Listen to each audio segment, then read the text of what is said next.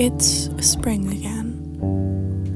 The sunlight streaming through my window has never felt this warm. And yet today, it feels as though the light cannot reach me. That I'm somewhere dark, sad, and alone. I feel very alone. I've realized since leaving the city that I have been isolating myself. I stay inside. I stay in my room. I don't leave. And that's not a very fun state of being. I know this. I know this for a fact. And so the equinox was this past Tuesday,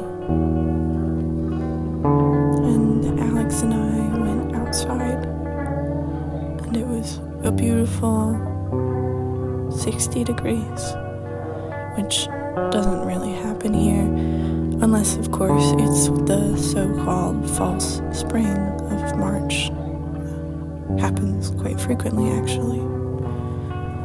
And well, we went outside and just kind of looked around, had some time just breathing in fresh air and saying thank you to the trees for all their hard work and just kind of wandering. So this, my old climbing right tree was there. Is my childhood climbing tree. She'd gotten big, gotten very tall. And that was, you know, it felt interesting. It felt like some sort of call, some sort of sign. A beautiful tree. And I know, logically, I know that I have grown bigger and taller too.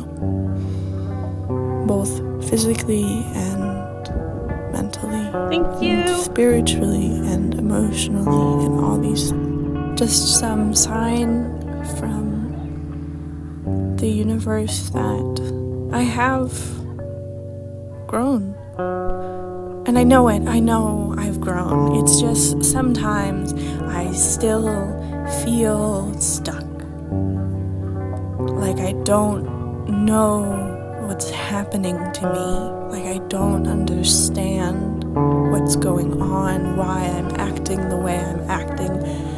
There's this symptom, I guess, of autism called alexithymia, where naming your emotions and feelings doesn't come naturally.